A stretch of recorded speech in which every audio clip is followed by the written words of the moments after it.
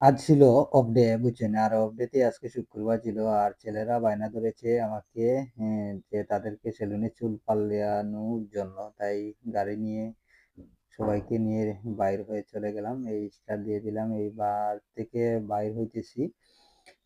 আর উদ্দেশ্য করছি এই বাচ্চা দুটাকে চুল পালাবো, সেলুনে নিয়ে যাব।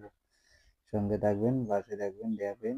আসলে আজকের যে এই যে দেখেন, আজকে নতুন রাস্তা উদ্বোধন করে দিলাম, এই রাস্তায় কাজ হইতেছে, দেখতেছেন রাস্তায় কাজ হইতেছে, আমিও যাইতেছি। এই দেখেন অনেক গুলো গালা, কিন্তু এখানে এই রাস্তায় কাজ করতেছে। অবশেষে আমরা কিন্তু চলে যাইতেছি বাগিচা বাজার, এই ঢুকতেছি।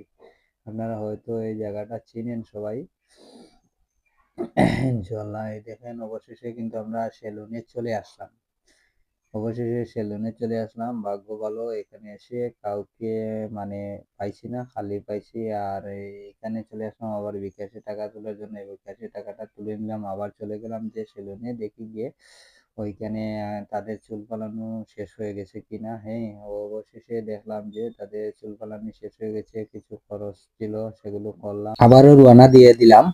বাড়ির উদ্দেশ্যে চলে যাইতেছি। হঠাৎ করে ফোন আসলো যে আমার মেয়ের জন্য কিছু ফল নিতে হবে, তাই চলে আসলাম গুদামঘাট এখানে ফল কেনার জন্য। এখান থেকে কিছু ফল কেনাকাটা করলাম, আবার বাড়ির উদ্দেশ্যে রওনা দিলাম।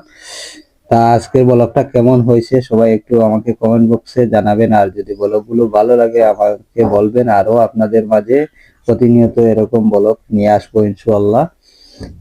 পাশে থাকবেন, আর লাস্ট পর্যন্ত ব্লগটা কেমন হয়েছে তাও বলবেন। শেষ পর্যন্ত বাড়িতে চলে আসলাম, আর সবাইকে জানাচ্ছি রমজান মুবারক, আর বিদায় নিয়ে নিলাম। কেমন হলো আজকের ব্লগটা সবাই একটু জানাবেন।